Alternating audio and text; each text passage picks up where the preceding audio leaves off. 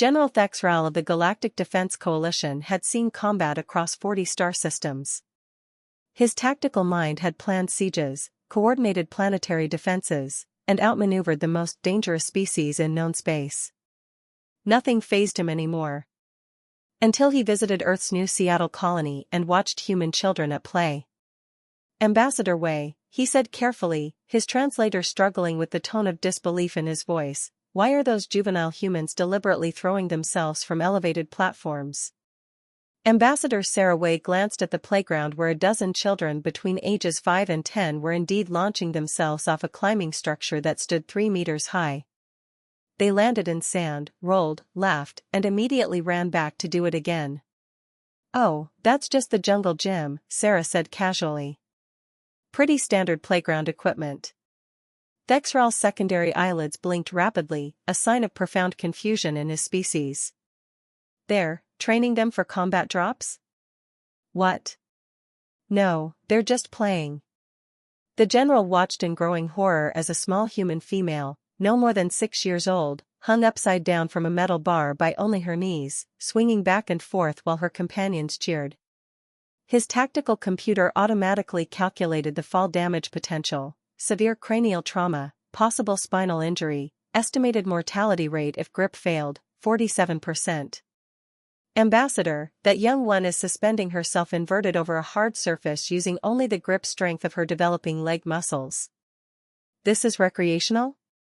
"Yeah, monkey bars are fun," Sarah shrugged. "I used to do that all the time as a kid."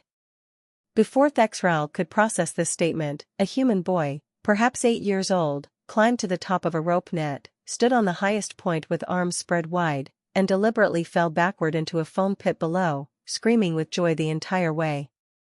The general's combat implants automatically triggered a threat assessment alert. "They're practicing trust falls," Sarah explained, noticing his distress. "Helps build confidence." "By simulating fatal drops?" "Well, it's not fatal. That's foam." Thexral's aide, Lieutenant Veshka, pulled up data on her tactical pad, her tentacles trembling. "General, I've accessed the human recreation database. The juvenile training, playing, gets worse." She projected holographic images, children riding two-wheeled unstabilized vehicles at high speeds. Juveniles sliding down near vertical chutes. Groups of young humans deliberately colliding with each other while chasing an inflated sphere.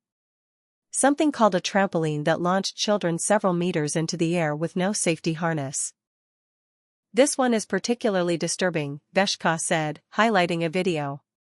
Human young ones, age range 4 to 7, engaging in mock combat called tag. The objective is to pursue and physically contact others while running at maximum speed through obstacle-filled environments. "They're training persistence hunting reflexes," Thexral muttered.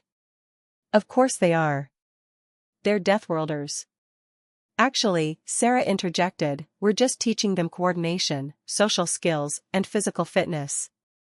It's how kids develop." A distant sound made all 3 aliens freeze. Screaming. High-pitched, sustained screaming approaching rapidly. Thexral's hand went to his sidearm. "Battle stations. Juveniles in distress." "Relax," Sarah said, pointing to a metal structure where children were sitting in wheeled carts, plummeting down a track with multiple drops and sharp turns. They were indeed screaming, with laughter and excitement. "That's the roller coaster. They paid money to do that." The general's translator made a noise it had never made before, something between a wheeze and a static burst. His combat computer was trying to categorize this as warfare training, but the joy on the juveniles' faces contradicted every tactical assessment. "Let me understand," Thexral said slowly. "Human children, in their leisure time, deliberately expose themselves to falling, collisions, high-speed impacts, and disorientation, for enjoyment?" "Pretty much, yeah." "And human parents encourage this?" "We literally design elaborate structures specifically for this purpose. Some families spend entire days at amusement parks that are basically danger simulation facilities."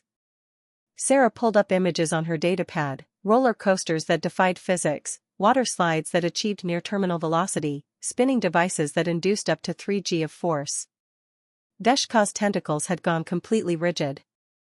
"Ambassador, how does your species have any surviving juveniles?" Sarah laughed. "Because we're teaching them to handle risk, recover from mistakes, and push their limits in controlled environments. Yeah, sometimes kids get scrapes and bruises. Sometimes they break an arm. But they learn resilience, spatial awareness, and that pain is temporary while fear is a choice." She gestured at the playground where a child had just fallen, scraped her knee, cried for approximately 15 seconds, accepted a small adhesive bandage from an adult, and immediately returned to climbing. "We're preparing them for a universe that won't be gentle. Earth didn't coddle us for 3 billion years of evolution. We're not starting now." Thexral watched a group of children playing something called dodgeball, deliberately throwing projectiles at each other while others actively tried to be hit. His entire understanding of child-rearing protocols was crumbling. "General," Veshka said quietly, "I'm beginning to understand why humans volunteered for the frontline colonies." "As am I, Lieutenant." Thexral deactivated his threat assessment systems before they overloaded entirely. If their young ones train by courting danger for fun, what must their warriors be capable of? Sarah's smile held an edge. "Would you like to visit the teenage section? They're learning to drive vehicles at highway speeds." "Absolutely not," Thexral said immediately. "I've seen enough. When the War Council asks why I'm recommending humans for every high-risk operation, I'll show them this footage." He paused, watching a 5-year-old successfully navigate the entire climbing structure, then slide down a tube that corkscrewed 3 times before depositing her, giggling, at the bottom. "They don't teach their children to avoid danger," he murmured. "They teach them to play with it." "Now you're getting it," Sarah said proudly.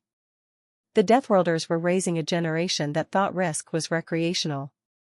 The galaxy wasn't ready, Thexral realized. But ready or not, humanity's children were coming, and they'd been practicing.